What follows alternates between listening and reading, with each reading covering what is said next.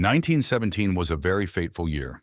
The British government issued the Zionist Balfour Declaration to Walter Rothschild, who helped to write it. Jacob Schiff's New York Bolsheviks took over the Russian Empire and began the Red Terror, which genocided 30 million Eastern Europeans by 1923. The Western world was indeed rightfully terrified of the Bolsheviks.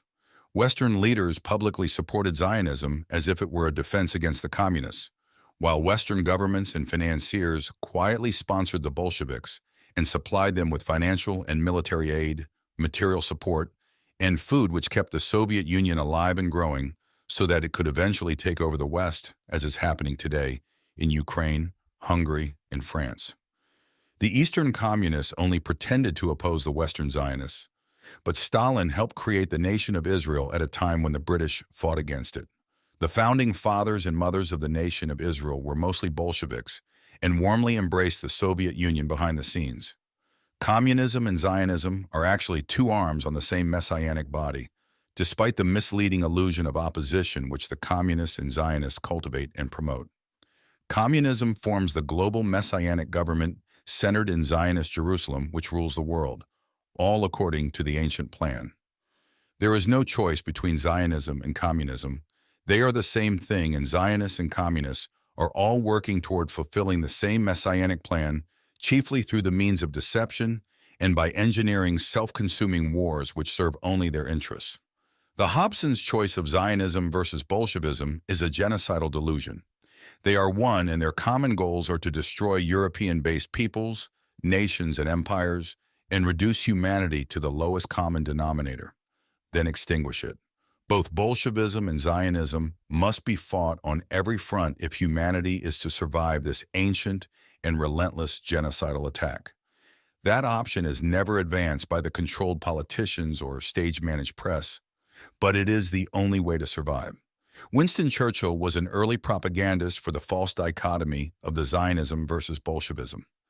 He insisted that the West choose Zionism instead of proposing that the West oppose both Zionism and Bolshevism and forward the best interests of Westerners, not one camp or the other of the existential enemies of the West. This same fake war between Zionism and Bolshevism played out in the recent elections in Great Britain and France. The Leviathan of England chose Zionism instead of placing the best interests of the British first, just as Churchill taught them to do more than a century before. And in fulfillment of the ancient plan to pit the Atlanticist Leviathan West and Eurasianist Behemoth East against each other in a mutually consuming war of total destruction. The French, by design, chose the behemoth of communism in the East against the Atlanticist Leviathan west of America, Great Britain, and NATO, thereby dividing the West against itself and expanding the Soviet Union across continental Europe, which is the plan that David Ben-Gurion endorsed in 1962 and which was reiterated by Alexander Dugin in 1997 when he laid out the Bolshevik plan for Russia to steal Ukraine. Both Communist France and Zionist Great Britain will continue to destroy Europe with massive anti-European immigration to grow the fifth column armies led by the behemoth of the Communist Eurasianist Russians, Chinese, Africans, and North Koreans.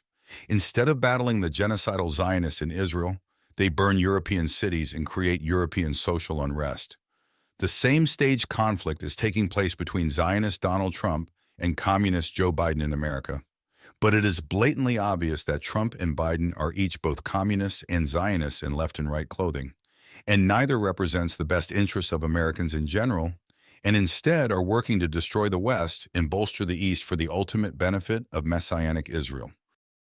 Don't let your opposition to Zionism lead you into the genocidal slaughterhouse of embracing Bolshevism.